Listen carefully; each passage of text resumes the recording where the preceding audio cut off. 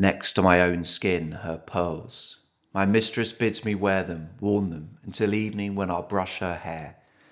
At 6 I place them round her cool white throat. All day I think of her, resting in the yellow room, contemplating silk or taffeta, which gown tonight. She fans herself whilst I work willingly, my slow heat entering each pearl. Slack on my neck her rope. She's beautiful. I dream about her in my attic bed, picture her dancing with tall men, puzzled by my faint persistent scent beneath her French perfume, her milky stones. I dust her shoulders with a rabbit's foot, watch the soft blush seep through her skin like an indolent sigh. In her looking glass my red lips part as though I want to speak. Full moon. Her carriage brings her home. I see her every movement in my head.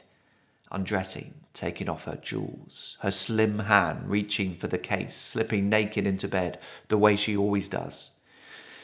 And I lie here awake, knowing the pearls are cooling even now in the room where my mistress sleeps. All night I feel their absence, and I burn. This poem recounts the fantasies of a lady's maid about her mistress, presumably set in Victorian England.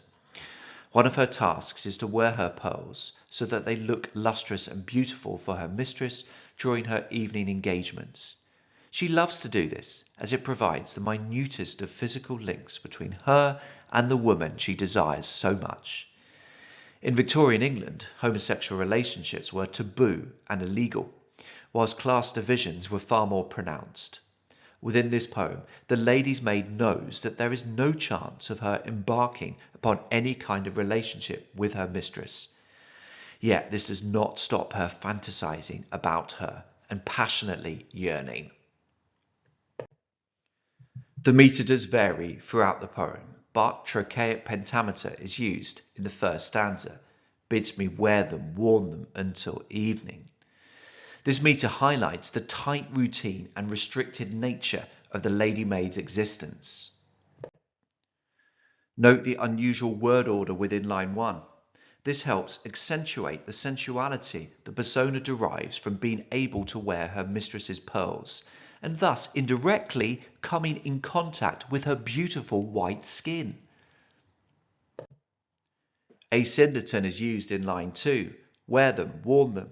And this reflects both the brusque way a mistress would be able to speak to her servant in Victorian England, but also implies the number of consecutive chores a maid might be expected to do. A hint of desire for the mistress is seen in the lady maid's use of adjectives to describe her mistress's throat. We get a sense of the mistress's aloof purity.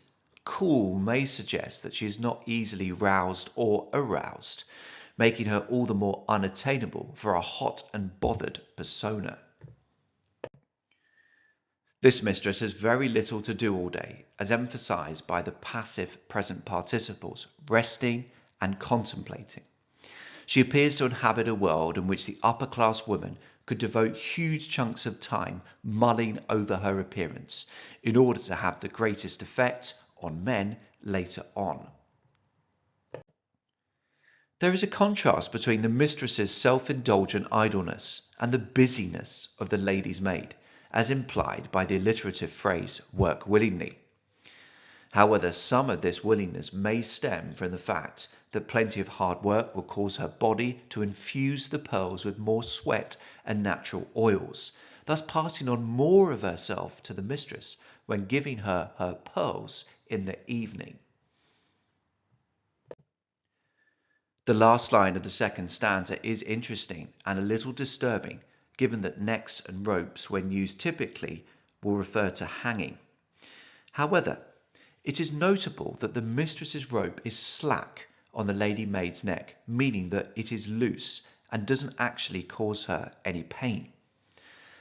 Overall, this metaphor points to the way the lady maid feels inexorably tied to her mistress, both due to her status as a servant and due to her own illicit desires. As would have been typical for many domestic servants of the time, the lady's maid is tucked away in the attic room. where she is left to speculate about her mistress's evening with unknown men, whom, given her own desires, must necessarily be categorized as the enemy or at least the other. She likes to think that the men will be puzzled by her faint persistent scent, caused by the amount of time she has spent wearing her mistress's pearls. But this seems to me rather wishful thinking, and a somewhat pathetic attempt to allocate herself a live influence, however minute, within her mistress's evening. In a similar vein, I wonder whether she elects to use the far more unglamorous phrase milky stones when referring to the pearls, simply because she is far away from the evening's high-class entertainment and certainly doesn't want any alien influences becoming captivated by pearls and, by extension, her mistress. Sensuality simmers throughout line 14 as the lady's maid applies makeup to her mistress's shoulders and watches the soft blush seep through her skin like an indolent sigh. In her figurative imagination, she senses the skin sighing out, reflecting her own desires. In traditional love poetry, red lips are made for kissing or to be kissed. However, within this poem, with such a huge power imbalance and the fact that homosexual relationships were illegal, we get the impotent image of the lady maid's red lips moving, but neither kissing or emitting words. In stanza 5, the fantasies become more explicit as she imagines her loved one getting undressed and getting into bed naked. Note the repeated present participles, suggesting just how vivid, specific, and realistic the lady maid's fantasies are. Her lustful imagination can picture and reenact every stage of the going to bed process. And as with all good fantasies, she wants them to last for as long as possible, hence the enjambment between stanzas 5 and 6, which stretches out the vision of the flushed naked mistress within the lady maid's mind. Including the title, the word pearls are used 4 times within the poem and appear here in line 22 for the final time. They are so crucial because they provide the only physical link between herself and her mistress, the only way she can physically feel and touch her.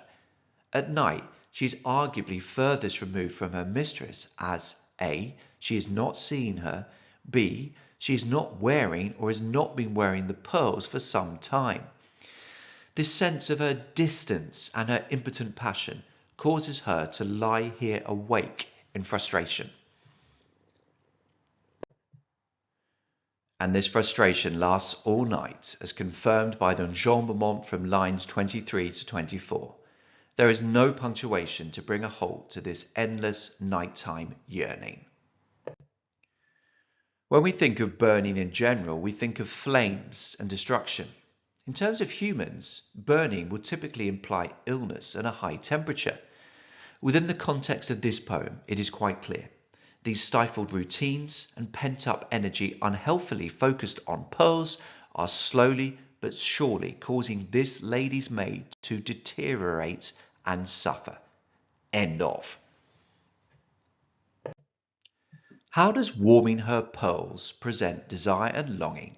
Time for your topic sentences and quotations. Get cracking!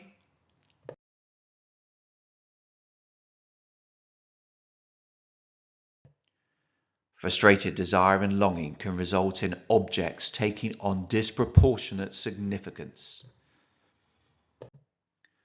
Next to my own skin, her pearls. My mistress bids me wear them. When desires are not fulfilled, fantasies become extremely important and vivid. Slipping naked into bed the way she always does. Sexual desire can be all-consuming and potentially self-destructive. All night I feel their absence and I burn. In my model paragraph, I write, when desires are not fulfilled, fantasies become extremely important and vivid.